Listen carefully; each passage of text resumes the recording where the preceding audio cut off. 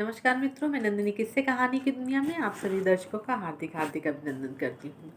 दोस्तों, हम वासना सर्ग पे चर्चा कर रहे हैं। वासना सर्ग की व्याख्या हो रही है, तो आइए शुरुआत करते हैं कि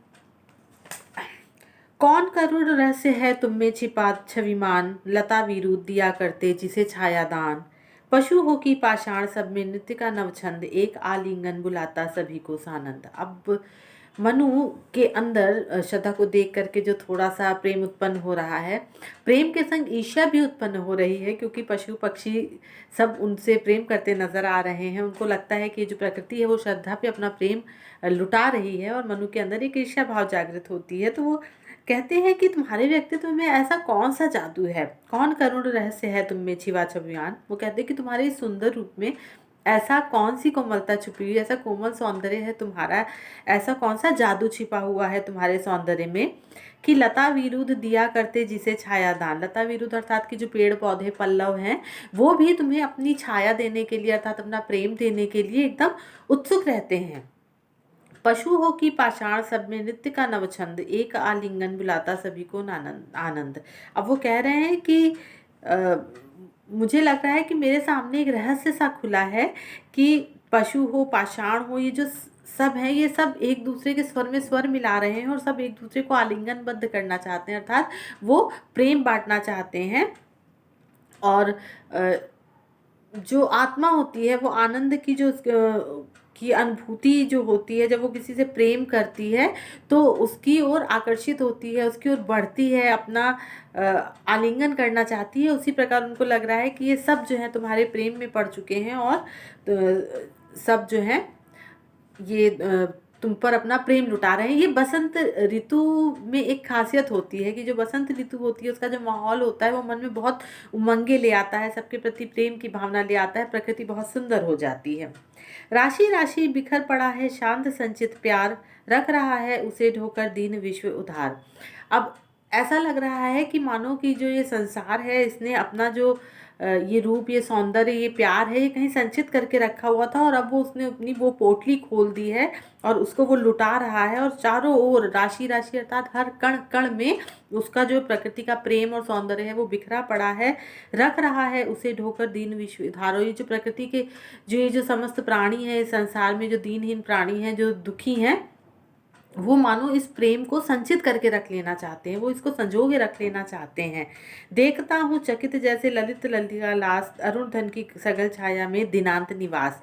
अब वो जो है वो देख रहे हैं कि चकित नेत्रों से कि लाल लाल बादल छाए हुए, अरुण घन अर्थात कि लाल लाल बादल छाए हुए हैं और उसमें सुंदर लताएं झूम रही हैं, और वो चकित नेत्रों से इस दृश्य को देख रहे हैं। ये संध्या का दिनांत निवास अर्थात ये दिन का जो अंत हो रहा है, जो संध्या का समय है, उस समय का वर्णन है।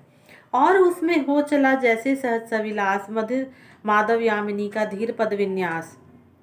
अब सहसा वो कह रहे हैं कि ऐसा लग रहा है कि मधिर माधव यामिनी अर्थात मधिर मतलब कि मस्त एकदम मदमाती हुई, माधव मतलब बसंत, और यामिनी अर्थात रात।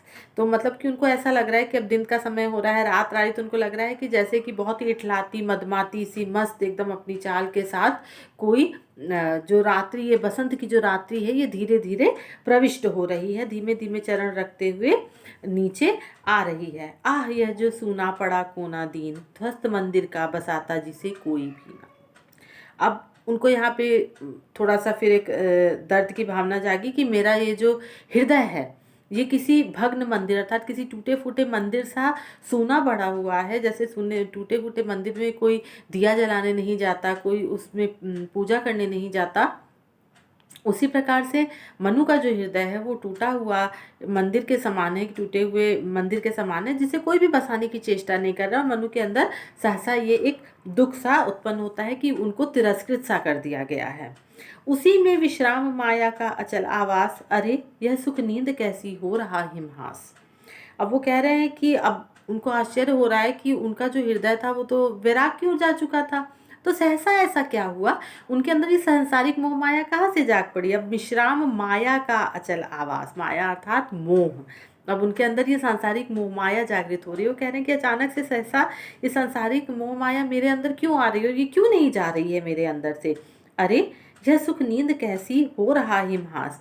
और उसी में जब वो श्रद्धा की हंसी देखते हैं, हिमहास अर्थात श्रद्धा की जो बर्फ के समान उज्जवल हंसी है, जो सब चीज़ों को प्रकाशमान कर देती है, सब चीज़ों को शांति पहुंचाती है, उस प्रकार की जो श्रद्धा की हंसी जब उनको दिखती है तो मानो वो किसी सुखद कल्पना में, सुख नींद अर्थात किसी सुखद कल्पना में खो से जाते हैं।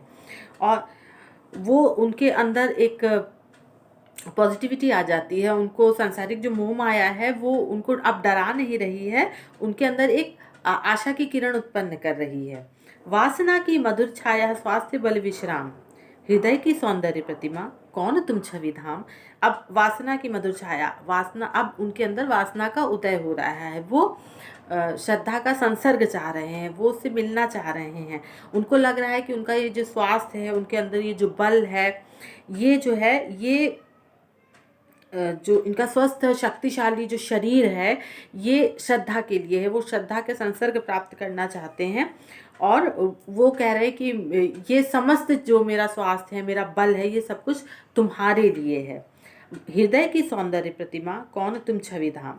अब हृदय की सौंदर्य प्रतिमा मतलब मनु के हृदय में उनकी प्रेमिका का जो स्वरूप था, उनके हृदय में जो स्वरूप छुपा हुआ था, जिसको वो बहुत चेष्टा से दबा के भी रख रहे थे क्योंकि वो दुखी थे, आज वो सहसा उभर करके सामने आ गया और उनको ऐसा लगा कि जो श्रद्धा है वो उनके हृदय की जो प्रेमिका है वो उसी के स्वरूप बन करके सामने एकदम साकार होकर के खड़ी हो गई हैं। तो वो कह रहे हैं कि तुम्हें देख के मुझे भ्रम हो रहा है कि मेरे हृदय में मेरी प्रेयसी का जो रूप छुपा हुआ था, मानो वही साकार होकर के सामने आ गया है।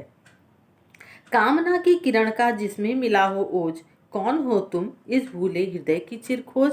अब वो कह रहे हैं कि तुम्हारा ये जो सौंदर्य है, ये इसके अंदर से जैसे इच्छाओं का कोई तेज उमड़ उमड़ के बाहर आ रहा है, और तुम्हारा ये जो तेज है वो कुछ इस प्रकार है कि वो कर्महीन प्राणी को भी कर्मयोगी बना देता है। और कौन हो तुम इस भूले हृदय की चिर खोज, मतलब वो कह रहे हैं कि ये ओज अर्थात होता है जो तेज होता है। तो कह रहे हैं तुम्हारे अंदर का ये जो तेज है, ये मेरे अंदर भी स्फूर्ति का जो है जन्म कर रहा है, मेरे अंदर भी एक स्फूर्ति आ रही है, मैं भी मानो अपने अंदर एक ऊर्जा महसूस कर रहा हूँ तुम्हारे इस प्रकाश से। और ऐसा लगता है कि तुम वही हो जिसका मेरा जो हृदय है वो बहुत दिनों से जिसकी तलाश में था, तुम वही हो और सहसा आज मेरे सामने आ गई हो। कुंद मंदिर सी हंसी जो खुली सुषमा बाट, क्यों न वैसे ही खुला यह हृदय रुद्र कपाट। अब वो कह रहे हैं कि जैसे तुम्हारी हंसी है वो इस प्रकार है कि मानो कोई पुष्प खिलने को व्याकुल हो रहा हो, और जब कोई अधखिला सा पुष्प होता है तो उसकी सुषमा जो होती है, उसकी जो सौंदर्य होता है वो अनूठा ही होता है। और ऐसा लगता है कि बस वो कली अब जो है वो प्रस्फुटित होने के लिए एकदम मचल रही है, वो किसी भी क्षण खिल जाना चाहती है। और उसकी जो सुषमा, उसका जो सौंदर्य होता है वो सारे वातावरण को बहुत ही खूबसूरत कर देता है और चारों ओर एक मनमोहक लावण्य बिखर जाता है, बहुत सुंदर माहौल हो जाता है। तो कह रहे हैं कि वैसे ही तुम मेरे हृदय के बंद कपाट को क्यों नहीं खोल देती हो। मैं मेरी तो जो मन स्थिति है वो इस प्रकार हो गई है कि मैं अपने हृदय की भावना को व्यक्त ही नहीं कर पाता हूँ, मैं किसी को अपनी बात कह ही नहीं पाता हूँ, यहाँ तक कि मैं तो खुल के हंस भी नहीं पाता हूँ। जबकि तुम्हारे संग ये सब बंदिशें नहीं है, तुम खुल के हंसती हो, अपनी सौंदर्य, अपनी हंसी से दूसरे को भी तुम जीवंत कर देती हो, उसके अंदर भी जीवन की चाह जगा देती हो।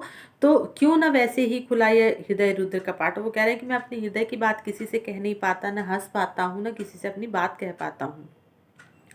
कहाँ हंसकर अतिथि हूँ मैं और परिचय व्यर्थ, तुम कभी उत्निग्ध इतने न थे इसके अर्थ।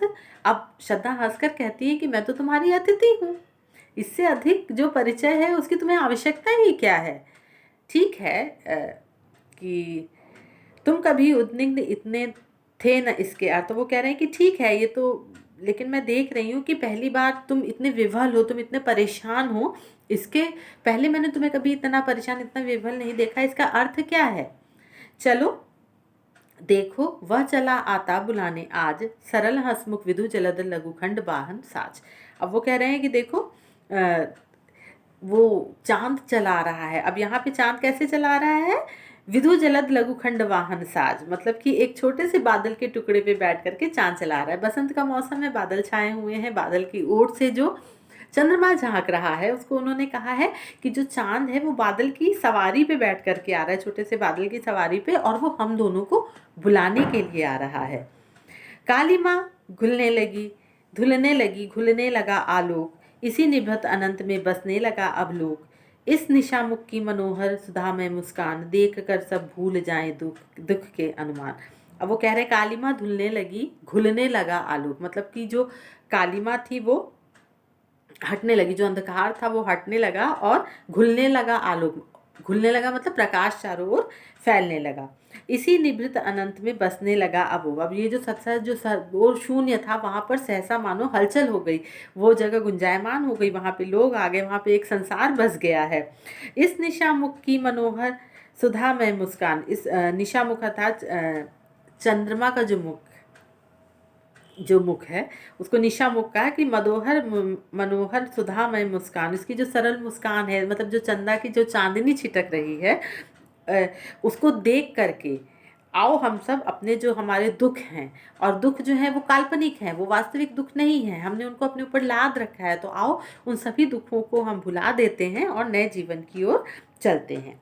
देख लो ऊंचे शिखर का व्योम चुंबन व्यस्त, लौटना अंतिम किरण का और होना व्यस्त। वो कह रहे हैं कि देखो ये जो पहाड़ की चोटी है, ऐसा कैसा लग रहा है कि मानो ये आकाश का चुम्बन लेना चाहती है, ये इतनी ऊंचाई पे चली गई है, आकाश का चुम्बन लेना चाह रही है, और ये जो सूर्य की अंतिम किरण है इस प्रकार नीचे ढलती चली जा रही, शांत होती चली जा रही है, मानो किसी को विदा करके पृथ्वी पर वापस आ रही हो। चलो तो इस कौमुदी में देख आवें आज, प्रकृति का यह स्वप्न शासन साधना का राज। कह रहे हैं कि चलो कितना सुंदर माहौल है, तो आज इस चांदनी रात में हम भी अपनी जो सपनों का लोक है, हमारा जो स्वप्न लोक है, प्रकृति का यह स्वप्न शासन अर्थात कि साधना का राज, वो कह रही है कि जो हमारी इच्छाएं हैं उनको क्यों ना पूर्ण किया जाए, हमारे जो मन के सपने हैं हम उनको क्यों ना पूर्ण करने लगे।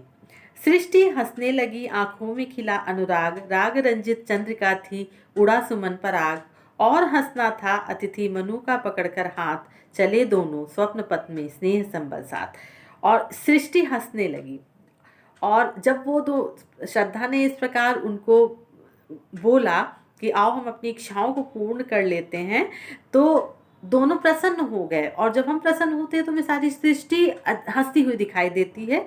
तो इस मनोहर वातावरण में जब उन दोनों के मन भी प्रसन्न हुए, उनके अंदर अनुराग जगा, तो उनको लगा कि इस पूरी सृष्टि जो है वो प्रसन्न है, वो हंस रही है। राग रंजित चंद्रिका थी, राग रंजित अर्थात जो रात्रि थी वो प्रेम में सराबोर थी, प्रेम में डूबी हुई थी। उड़ा सुमन पराग, और चारों ओर जो है वो पुष्पों से पराग उड़ रहा था, जो वातावरण को सुगंधित और मनोहर बना रहा था। और हंसना था अतिथि मनु का पकड़कर हाथ, चले दोनों स्वप्न पथ में स्नेह संबल साथ। श्रद्धा ने मनु का हाथ पकड़ लिया और दोनों हंसने लगे, और इस प्रकार दोनों स्नेह से परिपूर्ण होकर, प्रेम से परिपूर्ण होकर के अपनी इच्छाओं को, अपने जो उनके स्वप्न पथ थे उसमें जो उनका जो साधन था, जो प्रेम उनका साधन था, उसको लेकर के वो उस एक नए पथ पर, उस प्रेम पथ पे संग संग चल पड़े। तो मित्रों ये था वासना सर्ग का ये भाग। उम्मीद करती हूँ मित्रों आपको मेरी प्रस्तुति पसंद आ रही होगी। पसंद आ रही है तो प्लीज़ मेरे चैनल को सब्सक्राइब करना मत भूलिए, नोटिफिकेशन बेल ऑन कर दीजिए ताकि आपको मेरे वीडियोस की जानकारी मिल सके, और लाइक करना मत भूलिए मेरे चैनल को, मेरी पोस्ट को, मेरे वीडियोस को, और शेयर करिए अपने मित्रों के साथ, अपने दोस्तों के साथ। तो अगले अंक के साथ बहुत ही जल्दी मैं आपके सामने प्रस्तुत होंगी, तब तक के लिए नमस्कार।